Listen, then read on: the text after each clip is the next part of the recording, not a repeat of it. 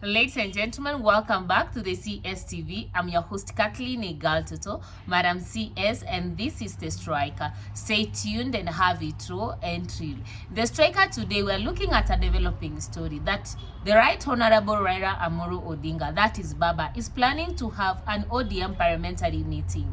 Remember, Parliament right now is supposed to go on recess. Why is it that Papa wants to have that PT meeting at this particular time? And remember, this is coming after the AUC chairmanship debate in Addis Ababa and the meeting between Ruto and Uhuru Muigai Kenyatta, and evolving rumors that Muhoho Kenyatta is likely to be endorsed as a deputy, as a running mate for President Ruto in 2027 by the Kenyatta family. Now, before we dive into this particular story, actually, if you are new to this channel, welcome home, karibu nyumbani. Thank you for joining us. Kindly remember to subscribe, like, share, and comment on our videos. Turn on the notification bell so that the next time we're going to upload a video, YouTube will automatically notify you. If you are a returning subscriber, thank you for tuning in. Thank you for your continued support. Kindly remember to like, comment, and share our videos. Tell us on the next theme that you want us to analyze. Now, I did a video the last like 2 days, and I did tell you that about the AU Mchadara Africa, that is the AU chairmanship debate. Baba, on my opinion, Papa performed extremely well. And most of you actually in the comment section said that Papa performed extremely well, and so was the guy from Madagascar. And as for me, the guy from Chiputa actually is overrated, you know. But I was very keen to let you know that also it's not about the debate alone. You know, the debate is a debate, but there's an aspect to do with patriotism, all those things. And I did say that if the AU debate that happened is the determinant of who wins in the AU chairmanship, then Baba performed excellently well. You understand? But before even we talk about this AU, we finish before the crowd, the dust settled down. Now the National Media Group actually saying that Baba is planning to have a parliamentary meeting with ODM. And one could wonder, why could Baba have an ODM PG meeting at this particular time when one, Parliament is supposed to be on recess, and number two, when he's supposed to be focusing on his candidature and his campaign at the AUC chairmanship. Remember, it's not actually to be so much focal in local politics as at the moment, because he should be preparing for his position as an AU chairperson. You know, he should be preparing, he should be in his campaigning mode, etc., and see that he wins. Right now, the person that we would be thinking of having, you know, convening all these meetings is Anyang' Nyong'o. So today, I want actually to give you reasons why I feel Baba is running to have that PT meeting. Number one, it has to do with the uhuruto meeting that happened in Ichaweri Gatondo. Remember, ODM and Baba are in the government already in the name of the broad-based government. And that's how we saw people from ODM getting positions as CS in the Kenya Kwanza government. And therefore, the meeting between Ruto and Uhuru actually came to them as a shock. It's like these people didn't know that actually Ruto was going to meet Uhuru Muigai Kenyatta. And therefore, they are not so sure of what actually transpired in that particular meeting. But one man called Moses Kuria decided to spill the beans as normal. He went on to the X account and said of two important things. Number one, the return of the PPI, that is the Building Bridges Initiative. And number two, he spoke about the probability of UDA joining hands with Jubilee. You know, PPI is good news. The return of PPI is good news to Raila Amolo Odinga. But UDA joining forces with Jubilee is not good news. The moment those two parties join hands together, then ODM loses its value right now, and it is bargaining power that it has in the current broad-based government. And now, if we start by that aspect of the two parties joining hands, then it means Baba has to rethink about the survival of ODM as a political party. You know, that's the first thing, that he has to think on strategizing on how ODM political party is going to survive going forward. So he has to hold that meeting. They have to discuss, what if Jubilee and UDA comes together? What comes of us as ODM? And number two, the return of the PPI.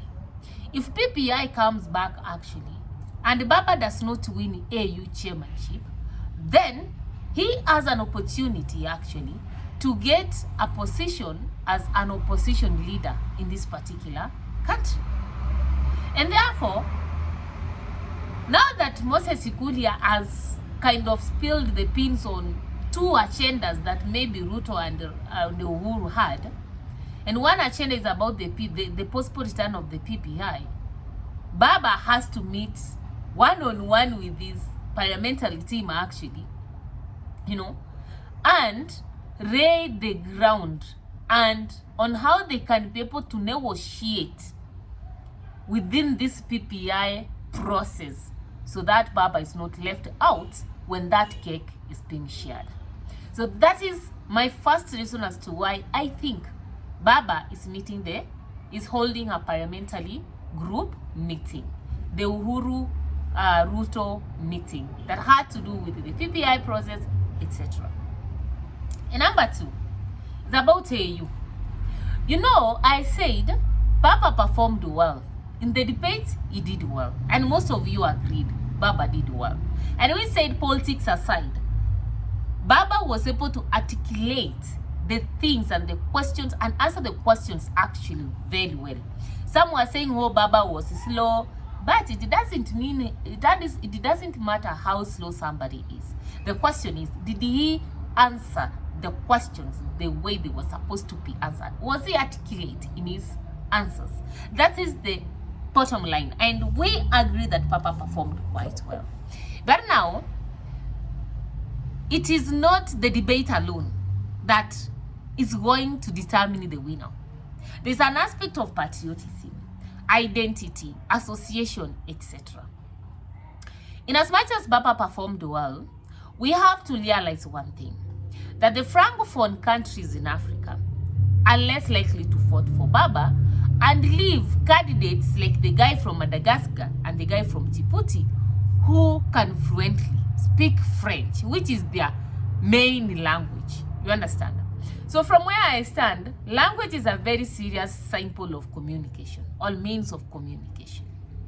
And so long as Baba does not meet this Francophone country's language needs, there's a very big likelihood that most countries from the Francophone Africa are not likely to vote in to Baba. And therefore, this means that the vote is likely to go to Djibouti or to Madagascar. And number two, it has to do with, you know, aspect of religion. All the Islamic countries in Africa, again, are likely to identify themselves with one of their own, with their own brother, you know, a fellow Muslim, etc. Again, in this case, the guy from Djibouti and Madagascar are likely to take the vote. So in this particular case, what I'm saying is that if Baba loses in the AU, it is not because he's incompetent, but it's all about identity, patriotism, and association. And Baba must find a way of bouncing back to Kenya, you know. And that's why you see Baba has not actually released ODM political party fully. In as much as Anyang' Nyong'o actually is the party leader, Baba is always, you know, there. Is there. He's not leaving. He's there, you know.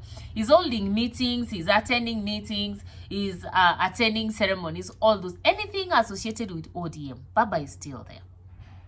Because Baba may have sensed defeat in AU.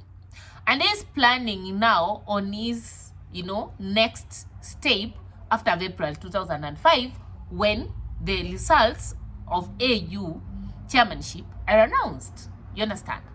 And therefore, if Baba loses in AU, he can be able to bounce back, you know, to his party as a party leader. And again, he can be able to fight maybe in 2027 as a presidential candidate, you know. Because if Baba leaves ODM actually as a party to just be shaky, there are two dangers involved. Number one, his bargaining power in Kenyan politics will go low. So if ODM as a political party dies, Baba will not have a bargaining power. Number two, the party revenue, you know, the funding of political parties from the register of political parties every year. Every political party is supposed to receive some money from the register of political parties, you know. The stronger the political party, the more the money it gets. You understand? And therefore, Baba could be like, I'm not going to leave ODM die. Just in case I don't win the AU chairmanship, I'll bounce back to ODM, fight as a presidential candidate. Maybe I will be number 2 or even number 3, but that one I will be assured of revenue every year. Remember, politics is also economics. Politics is also about money. It's not only about power. It's about money, it's about power, and all money and power go together. So I'm also meant to understand that Baba is holding this PG meeting to prove his people that just in case in April I don't win, this is how we will run the political party. So actually, from where I stand, those are 2 reasons as to why I think Baba is going to have that PG meeting in ODM. You know, he has to think about the post-uhuruto handshake, which he was not involved, and which we have not seen him talk about. And he has also to think about the post-AUC race. If he doesn't win, how does he bounce back? Those are my opinions, though. I don't know about your opinion. What do you think? Why do you think actually is Baba planning to have a PT meeting? Do you think that PT meeting is necessary? Do you think actually Baba can work together with Uhuru and Ruto in 2027? Do you think Kenyans can trust these 3 people together? My opinion, so let me get yours in the comment section below. See you next time. Kindly remember to subscribe, like, share, and comment on this video. And ciao, ciao.